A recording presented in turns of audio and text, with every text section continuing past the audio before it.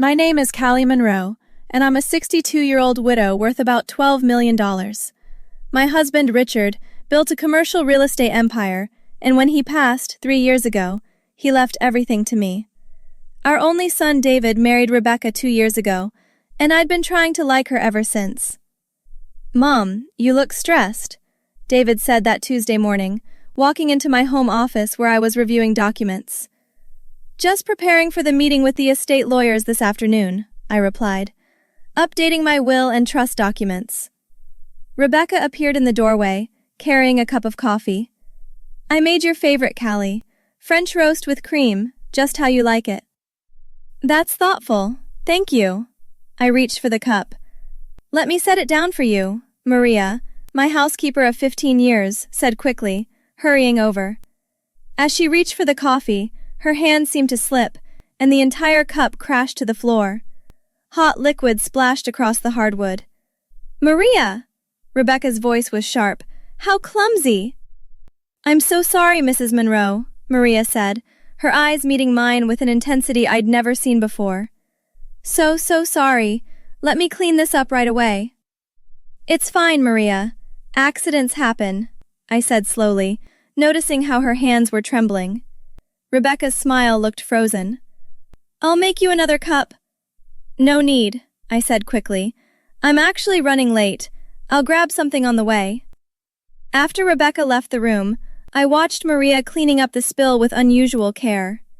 She pulled out a plastic bag from her apron and carefully swept the broken ceramic pieces into it. "Maria, what's going on?" I asked quietly.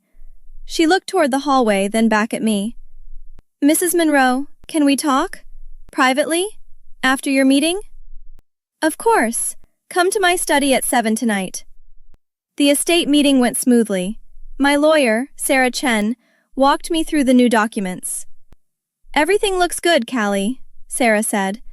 "With these updates, your assets are fully protected. The trust ensures David inherits, but Rebecca has no direct access unless David predeceases her." "Good," I replied. "That's exactly what I want." That evening, Maria arrived at my study carrying a small box. David and Rebecca had gone out to dinner, so we were alone. "Mrs. Monroe, I need to show you something," Maria said, setting the box on my desk. "I've worked for you 15 years. You've treated me like family, so I have to tell you this." "Tell me what?" "This morning, I went to the kitchen to start breakfast. Rebecca was already there, and she didn't hear me come in." Maria's voice dropped. "I saw her take a small vial from her purse and pour something into your coffee. White powder. She stirred it until it dissolved." My blood ran cold. "What?" I didn't know what to do. I couldn't accuse her without proof, so I spilled the coffee to keep you from drinking it. Maria opened the box, revealing the plastic bag with the ceramic pieces. "I saved everything. The coffee soaked into these pieces. Maybe it can be tested?" "Maria, are you absolutely certain about what you saw?" "Yes, Mrs. Monroe. I swear it. I saw her clearly." Tears filled her eyes. "I was so scared. I didn't want anything to happen to you." I stood up and hugged her. "You may have saved my life. We need to take this to the police." "What about Mr. David? This is his wife." "My son married a woman who apparently wants me dead," I said, my voice hardening. "We're going to find out exactly what Rebecca put in that coffee, and then we're going to make sure she pays for it." The next morning, I sat in Detective James Morrison's office with Maria and Sarah Chen. "Mrs. Monroe, these are serious allegations," Detective Morrison said, looking at the evidence bag Maria had brought. "We'll send this to the lab for testing, but I need to be clear. This could take time." "How much time?" I asked. "A week, maybe 2. We're looking for toxic substances, poisons, heavy metals, pharmaceuticals. It's a comprehensive screening." Sarah leaned forward. "Detective, if the tests come back positive, what are we looking at?" "Attempted murder, potentially, but we need solid evidence. The coffee-soaked ceramic helps, but we'd need more to build a case." What if we catch her trying again? I asked. Detective Morrison's eyes narrowed. What are you suggesting? I'm suggesting we give her another opportunity, I said. Install cameras in my house. I'll act like nothing happened.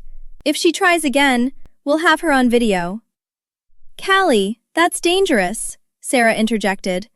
What if she succeeds next time without us watching? I countered. This woman is living in my house, eating my food, sleeping with my son. I need this ended now. Maria spoke up quietly. I'll watch her constantly, Mrs. Monroe. I won't let her hurt you. Detective Morrison nodded slowly. I can work with this. We'll install hidden cameras in the kitchen, your office, and the main living areas. Small, undetectable. But, Mrs. Monroe, you cannot consume anything she gives you. Nothing. Understand? I understand. Over the next 3 days, technicians disguised as cable repair workers installed cameras throughout my house. Rebecca never suspected a thing. Mom, the cable's been acting up a lot lately, David commented at dinner that Thursday. Old house, old wiring, I said casually. They're upgrading the system, Rebecca smiled at me from across the table. How are you feeling, Callie? You seem tired lately. Just the usual aches and pains of getting older, I replied, watching her carefully. Was that disappointment in her eyes? You should rest more, Rebecca said sweetly. Maybe skip your morning walks for a while. Actually, I am feeling quite energetic, I said deliberately. Sarah and I are meeting tomorrow to review some new investment opportunities. My portfolio is expanding nicely. I watched Rebecca's jaw tighten almost imperceptibly. That night, Sarah called me. Callie, the lab results came back. And? Arsenic. A significant dose. The lab tech said if you'd consumed the entire cup, you'd have been seriously ill, possibly fatal, given your age and the concentration. I sat down heavily. She really did try to kill me. Yes, but now we have proof. Detective Morrison wants to move forward, but he's recommending we wait for the video evidence to make the case airtight. I understand. Tell him I'm ready. The next morning I prepared for the trap. Detective Morrison had briefed me thoroughly. Make yourself vulnerable, he'd said. Give her an opportunity. We'll be watching every second, and we have a team ready to move in. I called Rebecca to my study around 10 a.m. Rebecca, could you come here for a moment? She appeared, perfectly groomed as always. Yes, Callie. I've been thinking about the family trust, I said carefully. I'd like to discuss adding you as a secondary beneficiary. You're David's wife, after all. Her eyes lit up. Really? That's wonderful, Callie. I'm so touched. Let's have coffee and talk about it. Would you mind making us a pot? You make it so well. Of course! I'll be right back. As soon as she left, I touched the small microphone hidden in my collar. She's going to the kitchen now. Detective Morrison's voice came through my nearly invisible earpiece. We see her. Cameras are recording.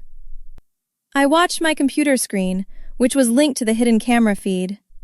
Rebecca entered the kitchen looking around carefully. She pulled out her phone and made a call. It's working, she said to whoever was on the line. She wants to talk about adding me to the trust. I know, be patient. The first attempt failed, but this time she asked me to make coffee. Yes, I have more. Okay, I'll call you after. She hung up and reached into her designer handbag, pulling out a small vial. My hands clenched as I watched her pour white powder into my cup, stirring it thoroughly. She added cream, stirred again, and arranged both cups on a tray. Detective, did you get that? I whispered. Every word, every action. We're moving in now. Stay in your study. Rebecca returned with the tray, smiling brightly. Here we go, fresh and hot. Thank you, dear. I reached for the cup, then paused. Actually, you know what? I just remembered I need to take my medication first. Let me just... The front door crashed open. "Police! Hands where we can see them!" Rebecca dropped the tray. Coffee splattered everywhere as Detective Morrison and 4 officers rushed into my study. "Rebecca Monroe, you're under arrest for attempted murder," Detective Morrison said, pulling out handcuffs. "What? This is insane! Callie, what's happening?" Rebecca's face had gone white. "What's happening," I said coldly, standing up, "is that you're going to prison for trying to poison me. Twice." "I don't know what you're talking about." Detective Morrison held up his phone, showing the video footage. "We have you on camera, Mrs. Monroe, adding poison to your mother-in-law's coffee. And we have the recording of your phone conversation." "That's not... I didn't..." Rebecca looked at me desperately. "Callie, please. You don't understand. I need the money. David doesn't know how deep in debt I am. I owe people. Dangerous people. I just needed..." "You needed to kill me?" I asked. "That was your solution?" "Turn around, Mrs. Monroe," Detective Morrison said firmly, spinning Rebecca and cuffing her hands behind her back. David burst through the door, his face confused. "Mom, what's going on? Why are there police?" He stopped, seeing Rebecca in handcuffs. "Rebecca?" "Mr. Monroe, your wife has been arrested for the attempted murder of your mother," Detective Morrison explained. "What? That's impossible. Rebecca would never..." "David," I said gently, "she poisoned my coffee with arsenic. Twice. We have video evidence and lab results." Sarah Chen stepped forward, holding a tablet. "David, you need to see this." We watched David's face crumble as he viewed the footage of Rebecca poisoning my coffee and heard her confession about needing money. "I can explain," Rebecca pleaded. "David, please, listen to me." "You tried to kill my mother," David's voice broke. "For money?" "I love you, David, please." "You don't love anyone but yourself," he said, his voice hollow. "I don't even know who you are." As the officers led Rebecca away, she screamed back at me. "You have so much money.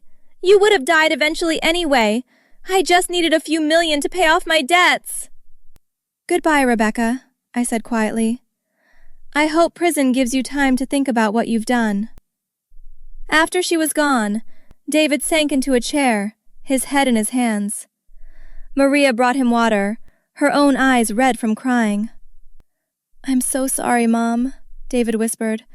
"I brought her into our lives." "You didn't know, son. None of us did." Sarah touched my shoulder. "The DA's office called.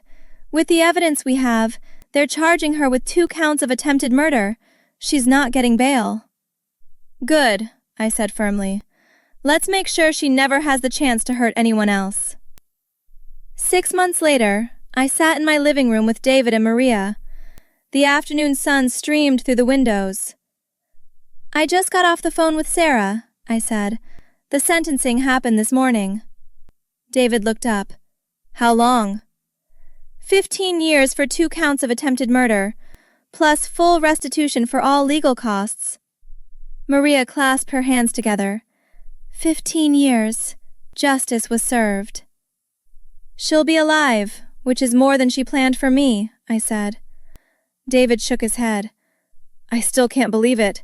Sarah found out Rebecca owed over $300,000 in gambling debts." "The prosecution laid it all out during the trial," I replied. "Did she ever show remorse?" Maria asked. "Not once," I said. "Her lawyer told Sarah that Rebecca kept insisting I should have just died naturally. No remorse at all." David stood and walked to the window. "I filed for divorce the day she was arrested. It was finalized last month." "You did the right thing, honey." He turned back, his eyes wet. "I could have lost you, Mom. If Maria hadn't been there." Maria stood and hugged him. "But I was there, Mr. David, and Mrs. Monroe is still with us." I joined them. "Maria, you saved my life. I can never repay you for that." "You gave me a job when I had nothing, Mrs. Monroe. You treated me with respect for 15 years. You're family to me. I'm increasing your salary by 50%, I said, and I've added you to my will. When I pass naturally, many years from now, you'll receive a substantial inheritance. Maria's eyes widened. Mrs. Monroe, you don't have to— Yes, I do. You earned it by being loyal when it mattered most. David wiped his eyes. What about Rebecca's accomplice? Her sister, I said, got immunity for testimony. Rebecca had been planning this for months. Months, David repeated bitterly. Living in your house, pretending to care. But she failed, I said firmly. She underestimated all of us. She thought Maria wouldn't notice or care. She thought I was helpless. Instead, she got caught, and justice was served, Maria added. The right way, through the courts. Exactly, I said. No revenge. We documented everything, worked with police and lawyers, and let the justice system handle it. David managed a smile. Sarah said the detective called this one of the clearest cases he'd ever worked. It was, I agreed. Rebecca sealed her fate when she poured poison while being recorded. I'm just glad you're safe, Mom, David said, hugging me. Me too, son. I looked at them both. This whole experience taught me something. It's not blood that makes family. It's loyalty and being willing to protect each other. Maria squeezed my hand. I'll always protect you, Mrs. Monroe. I know you will. David raised his teacup. To Maria, to doing things right, and to real family. We clinked cups together. Rebecca was locked away where she couldn't hurt anyone. My son was safe. Maria was being rewarded for her bravery, and I was still here, alive, and ready to enjoy the years Rebecca tried to steal. I looked at them. Have you ever had someone you trusted try to destroy you? Someone in your own family who became your worst enemy? What would you have done in my situation? Like and subscribe for more stories about people who refused to be victims and fought back the right way.